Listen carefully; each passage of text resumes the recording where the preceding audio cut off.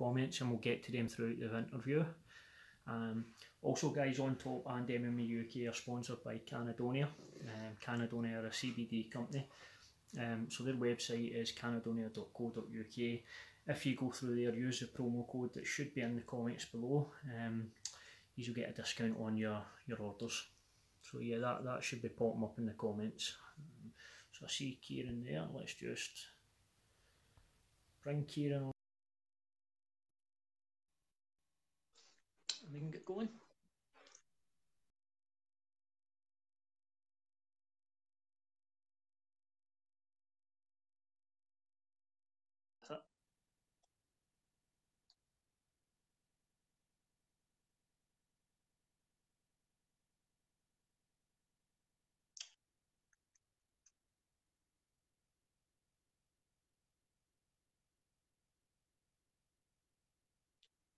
Hopefully we should have him in a moment or two. Also, we are trying to stream the interview live. Kieran, how are you doing, mate? Good to go. How you doing? Thanks very much for joining us. No worries, mate. Cheers for having me on. No. Pleasure's yours, mate. Pleasure's yours. How are you feeling at this point in your training camp? I just usually like as always. I don't really get up and down much. So, like the last week of training's always tapers off a wee bit. So just kind of my weight's good, so I don't need to be killing myself. I'm just enjoying it, like making sure I'm fresh, making sure I'm not injured. I feel good, feel confident. So how long a camp has this been up so far? How long have you been in camp for this fight? I think we get about 8 weeks' notice, which is pretty rare in Scotland. Actually, I think I had a decent notice for this one. The way matching works in Scotland is you kind of locally, at least, is you just train and assume you're going to hope that you're going to get matched. So I think I've only actually been matched for say 6 weeks, but I knew the On Top card was coming up, so you train like you're going to be on it, and you hope that somebody picks up the fight and they get you matched, which this time did happen. So like the last 2 or 3 On Tops, I've done a camp for them pretty much, and then no get matched, or like no just On Tops, just other shows. Like it's just difficult sometimes. So actually matched, it's been like 6 weeks, I think. So because especially at this stage, you're amateur and fighting in the regional scenes, it's opponents chop and change so much. So is it really with your camps these days, it's just all focused on yourself? You're not really focused on one particular person because it does change so frequently? Well, that as well, and then obviously like people need to fight me a certain way. So most guys that I fight are going to fight me with the same style, just because of the size and the background of the grappling. So like everybody I've fought so far has pretty much fought me with a similar game plan and been a similar shape. So I feel like it's the same camp I always have. Do you know what I mean? Like it's not like I ever really need to prepare for somebody taller or as of yet somebody that's a better grappler. So in general, I'm preparing for quite a similar opponent. Every fight I've had pretty much. So it's always kind of similar. Yeah, and just for anybody that maybe doesn't know, you're just correct me if I'm wrong. You sometimes do it this wrong. You're 4-0 as an amateur. Yep. For anybody that knows sort of the regional scene in Scotland, there's some familiar faces on there. You've fought and beaten some good guys. Keir Harvey, obviously Damon Donald. So now you're up against Adam Bartley. He trains out at MXP. What do you know about Adam? Do you know much about him? I know about as much as I need to know. I've watched these fights, know a couple of guys that have trained up there and whatever. But I know I've seen his fights and he's been pretty similar in all these fights. It's not like he's comes out and does anything different or anything kind of out of the ordinary. Like he's quite I don't want to say predictable because that's not what I mean. I don't want to put him down at all. Do you know what I mean? But he's quite I know what he's got to come out with. I know what he's looking for. And as I say, especially at the level I'm fighting just now, the guys don't have many other options. They kind of need to stand with me, and they need to fight me a certain way. It's got to be tough to fight me any other way. Yeah. So then, as you're saying, it feels like you're fighting sort of similar guys all the time. Is there a point when you would like to fight somebody that's maybe going to come in with a different approach to what you've faced already? Yeah. So I think it's not so much the approach as it is the height, which is the height and the grappling. So I'm pretty confident to grapple with most dudes, even like sort of lower level pro guys or like regional based pro guys. When I roll with them, it's either even or for me. Like, so I think for a long time I'm going to have guys try to keep it in the feet, like try to land typical punches on a taller guy. Do you know what I mean? Slinging in with overhand rights and try to make it dirty. And I think just sometimes like styles and shapes of people make fights. You can't always fight the way you want to fight. So, but obviously, eventually, I'd like to fight some like different style opponents and whatever. But I think that's a wee bit further down the line. Damon, when I fought Damon, he kind of had a different game plan because when I weighed in, I realised he was actually pretty much the same height as me, which was a bit of a shocker to be honest, because I've always been the taller guy. That was a weight class up, so it made sense that he was bigger. But he almost played me at my own game on the feet, which was a wee bit different to my other 3 opponents so far. So Damon's probably been like the toughest for me to figure out in there because I was kind of taken aback with the size of him at first. So just to stick on that fight with Damon, then was that a fight you took more out of than previous outings you had? I would say so. I would say that was my toughest fight yet. Like Kier was more happened in the Kier fight, and it was probably a fun fight to watch. But Damon's the hardest dude I've fought. He definitely had the hardest, I would say. He was the biggest dude. Just a bunch of stuff. Like even when I clinched with him, usually I feel like just with my frame and my size, I can kind of bully people in there a wee bit. But I clinched with him, and for all I managed to keep him on the fence, I really struggled to do anything with it. Like it was a tight fight. I think it was either a split or a majority decision. Like it was a close fight. So, I definitely took some stuff away for that. Like I took that I wasn't a 45er. I know that. I took that I didn't want to fight boys at that weight again.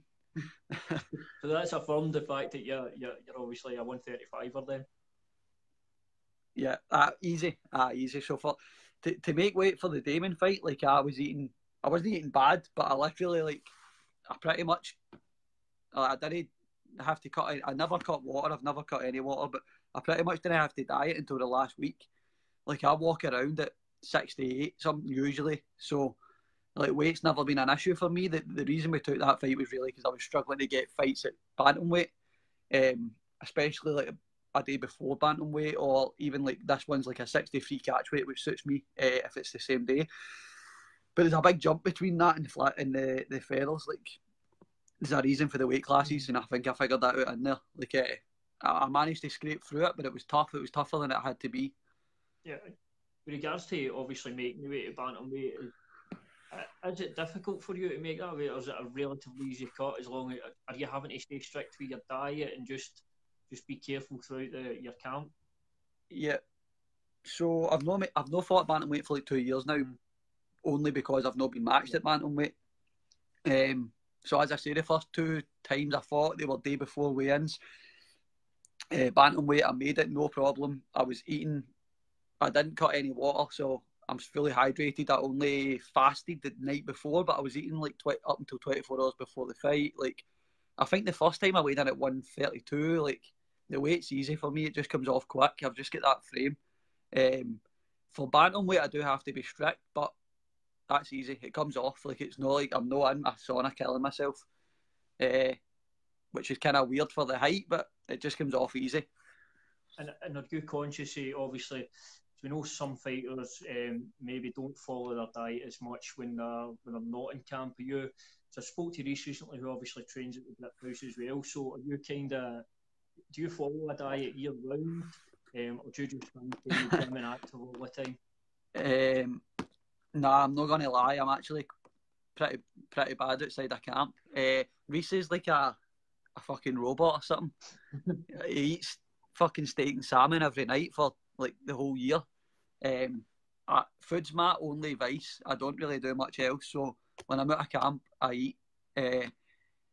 But the weight comes off easy and I stay in shape. It's not like when I'm eating shit. I'm like, and when I say eating shit, I'm not into fast food and stuff. I just like good food. Like I like going out for my dinner to nice places, and that's kind of what I do with my time when I'm not training. So I do eat I don't eat clean when I'm not in camp, but the second I'm in camp, like, I'm clean, the weight comes off easy, I've never had any issues. So if it was an issue, I would stop doing that, but it's never been an issue. So I feel like I perform fine, feel like I'm healthy. Yeah, like maybe Johnny Hendricks or Kevin Gastelum who just blown up between fights and you're not No, not yet.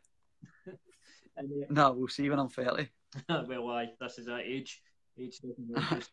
Now, you were saying there it's obviously been about 2 years since you fought at bantamweight, but it has been a while since you fought. Is it December 2017? December last year, December last year. I know you've had some cancer. So, it wasn't a conscious. So it wasn't a conscious decision. I fought Kieran, then let me think. I fought Kieran, then obviously Christmas and New Year passed. Then I got matched again on Headhunters, had an injury, pulled out. Then I went back to the States for 3 months. Then I came back. I trained for the On Top camp, as I said. I think maybe 1 or 2 camps I trained, didn't get matched, and then this is the first time I've been matched. So it came in. I didn't realise until I got matched that it had been almost a year. Like, it passes fast, and especially when I'm away and I'm still training, it's not like I'm like taking loads of time off. So it wasn't like a decision for any reason. It just kind of happened that way. Like, but I'm always in the gym sparring, always training. As I say, I've done camps to get matched and just not had a fight. So it's not like I've not been active as far as like the gym goes. I've just not had that end result of a fight. But hopefully I'm a bit more active the next year. And is there any sort of... Is it something you think about, obviously, that you were saying that you didn't realise what so long that you hadn't fought? Was there any sort of frustrations that you hadn't managed to get in there, or were you just so busy that it didn't cross your mind? I mean, it is frustrating, like, when you're... So, like, as I say, if I know there's a fight show coming up, and I'm like, right, I'll get in the gym and make sure I'm training, so that if I get an opponent, I get a fight, like, and then I don't get one. So that can be a bit frustrating, like 2-3 weeks out and you've still not heard anything. It's hard to stay like motivated when you've already done 6 weeks. So that's frustrating, but I'm not massively bothered that I've not had like a bunch of fights, like cliche and cheesy, but I'm still getting better. I'm still training. I enjoy training. I don't train because I want to win fights. I train because I enjoy training. The fights are like a gift. They're like the fun bit. You know what I mean? Like, if I was to, for some reason, never be able to compete again, I would still train. So I just enjoy being in the gym. I enjoy being there. I enjoy the atmosphere, training. I'm laughing at Dean, sorry, mate. No, it's all right. Don't worry. The comments can get distracting. Just did you say that with a comment pop up a few times? So I'll just ask the question. It's Christian Hart is asking, are you thinking about fighting in Cage Warriors anytime soon? So obviously that's kind of the main avenue to get into like bigger level promotions. Biggest promotion in the UK at the moment, I would say. So like 100% is where I'd like to be eventually. I think I've tried to get matched on like 2 of the Shinobi shows, which I guess are like the Cage Warrior Academy shows. Again, with no luck. So it just matters like when I get matched, but what fights I get, who I got offered. I'll fight anywhere as long as they're up for paying me to travel. Yeah. I think I got offered a couple of fights in Ireland that wanted me to pay the flights, so that's not going to happen. No, sometimes fighting can cost you money, not make you money. Well, a lot of things that. Yeah. Just a quick one. Yeah. We're on Cage Warriors, you mentioned the academies there. So they've obviously, things are going well in Wales with an academy at the moment, and the academies all over England as well, but nothing in Scotland. Is that something, because obviously the academies are there to try and bring through the amateur fighters and sort of bring them into the main promotion of Cage Warriors? Is it a bit frustrating? Because there's a lot of talent in Scotland, but we don't have that sort of outlet. Obviously we've got On Top and everything, which are brilliant, but something like that, I think, again, it's just an added thing to help the MMA scene here. I think for what I've seen, the problem up here is like the interest in them. Like, there's not as many gyms. I mean, I could probably count in one hand the gyms that I would count as actual fight gyms up here, and 2 or 3 of them can't fight each other because we're the same team. So you've got the gripping higher level right away. We're never going to fight each other. So if you put on a big show, then you're going to either have to fly a bunch of guys in, which are the problems that like promoters that run shows up here have, is they want to match local, but there's only a few gyms, so how can you match local if you're not for flying guys in or travelling? But I also get that promoters need to make money, so I just don't know if there's as much interest up here. Like when you go to the, say for instance, like BC MMA down south, it's massive. The show's rammed. It's in a big venue. Like they're one of, I think they're a Cage Warriors Academy now. I just feel like there's more money in it down there. I've seen the same thing in the States as well. There's like amateur cards in the States that are like pro level events up here. I just think it matters where the money is. Really, there's not as many teams down south. There's not as many teams up north with active guys competing to put on a big card. I don't think, even though there is talent, I don't think there's a depth of talent. What do you think? Do you think there's anything in particular, maybe why it's not, as you say, like down in England, that it's maybe not catching on quite as much? Is there anything you've thought that you? I think it's I think it's a population problem. There's only 5 million. There's like 8 million in London, so I just think like you go to London, you could probably count. You could probably count at least 10 like high level gyms. You're not just talking about gyms that are decent, like, and that's just London alone. There's just a lot more down south, and then again you go to the States, it's bigger again. Like there's more guys competing, the pool's bigger to draw from, and I think that's the reason. Yeah, no, it makes sense. We've got Kieran Malone commenting there. I've obviously seen that. Best chef in Scottish MMA. So it's not hard, to be fair. What's that? I says that's not hard. I don't think there's much competition. Well, probably no. Just when you were talking there about obviously grip house and higher level, have you managed to go through to higher level or see the gym? Aye, so I've been up there like a lot more last camp. I've been up there a couple of times a week, maybe like I've been sparring every Sunday up there, and then I've been trying to make 1 or 2 other sessions a week. So it's good. It's the first facility I've seen that's at least almost in line with the world class facilities. Like it's got a cage that's big enough to matter, that's not just there, so it looks good. Like 2 separate mat areas that are big. Like just like almost every gym I've sparred in the UK, you're banging into people when you spar. Like you just don't get that there. So I have been up. The facility's cool. All the guys are cool. They're really welcoming with me as well. There's a bunch of their dudes fighting on the same card at the same weight. So it's been good to bounce off the guys as well. Yeah, and I've got to bring your attention to a comment that's popped up. So you can't enlighten us. What's the banana story?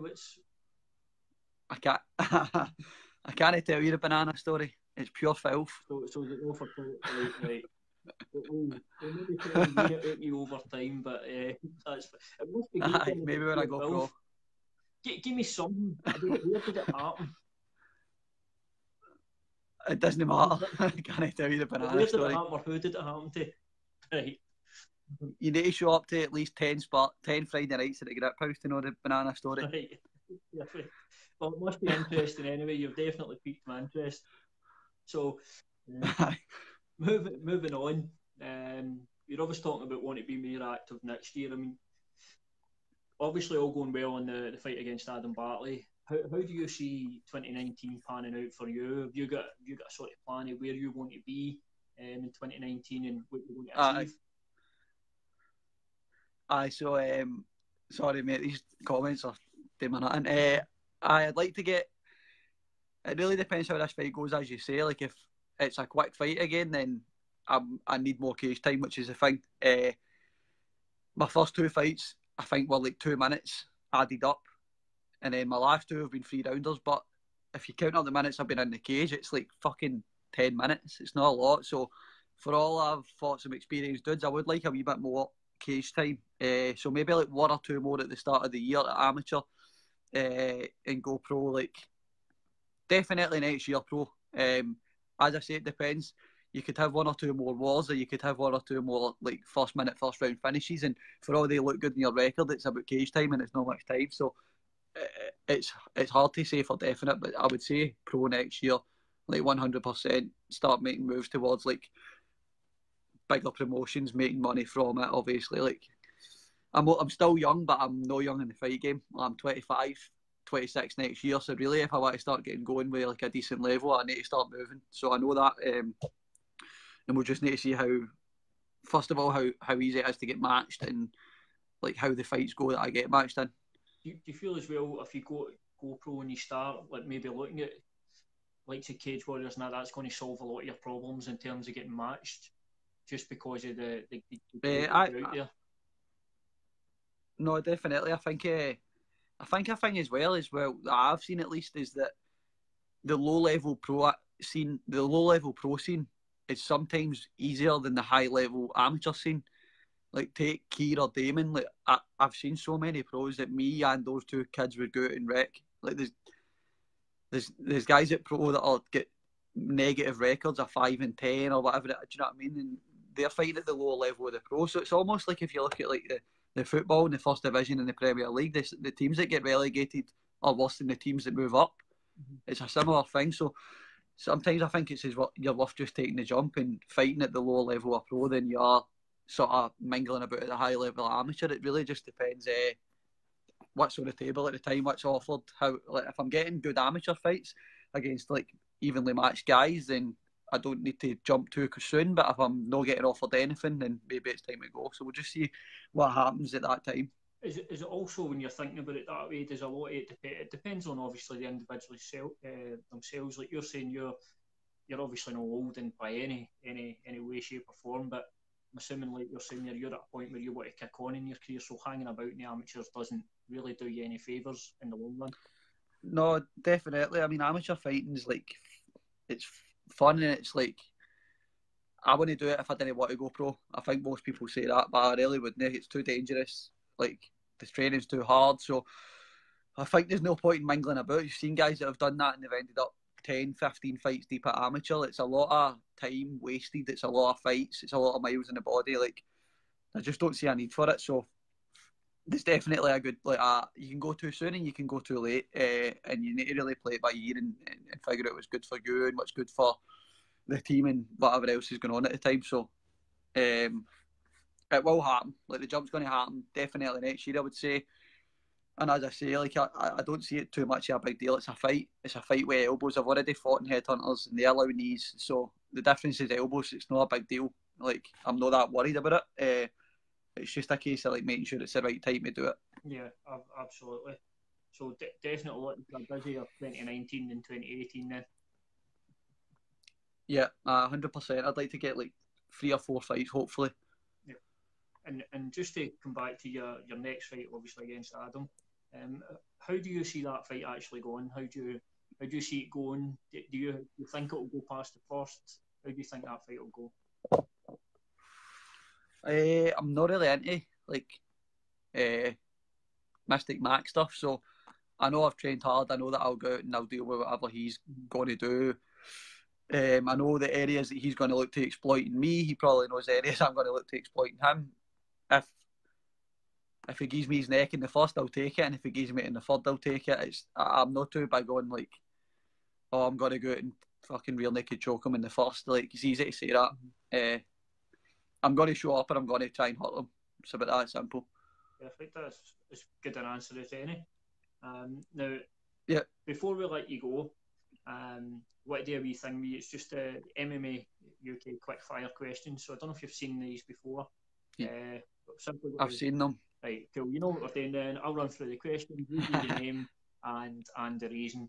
I've been looking at these questions cool. And I've kind of picked I think I know a couple you're going to say, but I'll wait and see if I'm right or wrong. So anyway, we'll start off the quick fire. Who's the best dressed in the Grip House gym?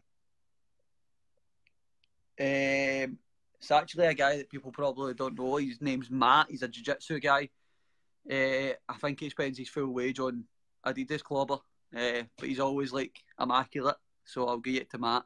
Right. And who's the worst dressed in the gym? Either Dan Hope or Callum Hunter. Both of the guys cornered me for my first fight, and they looked like they were fucking homeless.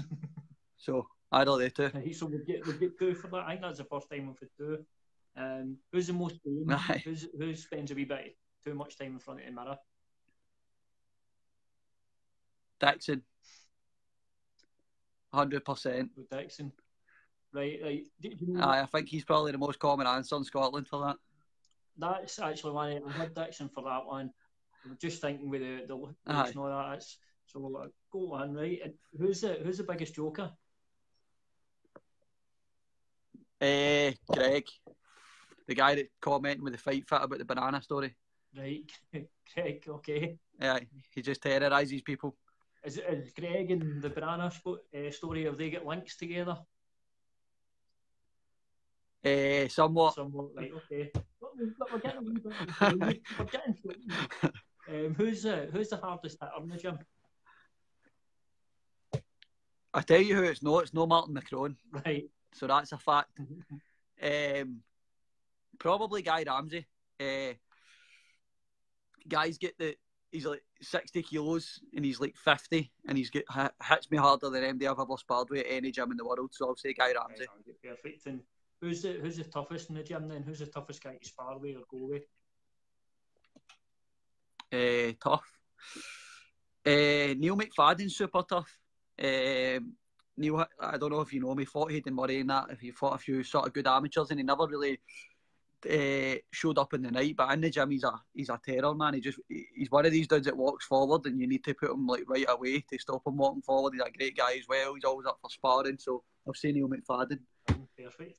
And who's the laziest? Who doesn't come out for the warm up, and who generally isn't first in the mark? Fuck, that's hard. I'm trying to think who's always getting shouted at. Laziest. See, to be fair, I'm a warm-up dodger, but I'm no lazy. You're a warm-up dodger, so fuck, I don't even know. For that one, then. Pretty much, mate. I'll say Shaz Khan just to annoy him. Right, here we go then. Well, I'm sure it will annoy him. And lastly, who's the longest? Gav. That's a good one. Who's the longest? Sorry, mate. Me. I need to watch it. Doesn't go down the drain. Perfect. No everybody gets that, but it's good for the day. Aye. Maybe hardly anybody gets that one, but we'll leave that there. Much like the banana story. Similar. Aye. Well, there we go. We've got a wee bit more. Maybe we just need to do a few more interviews and we can piece this story together. So right, that's all I've got for you, Kieran. Thanks very much for coming on, mate. And just for anybody watching, you're obviously fighting Adam Bartley on the 17th of November. That's at the On Top 21 show. I'm assuming, have you still got some tickets that people can come to you and get? Or? I do. I've not got many left. James has been on it, so I guess it's sold. I guess all the tables have pretty much sold out, and I think there's some standards left. Mail me if you need some standard tickets, but I've run out of table tickets. I don't think there's much left. I think it's sold out pretty well. It's never a bad thing, mate. Never a bad thing. And just lastly, before we let you go, is there any sponsors or anybody you want to give a shout out to while you're on? So just everybody I train with, obviously, at the grip at higher level. Everybody that supports me, my parents, obviously, who kind of allow me to do this.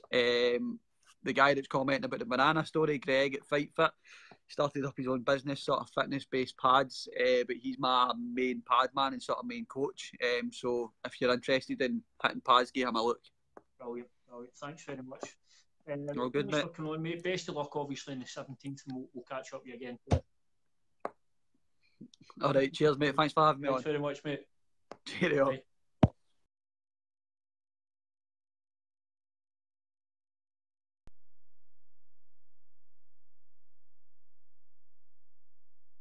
Bye.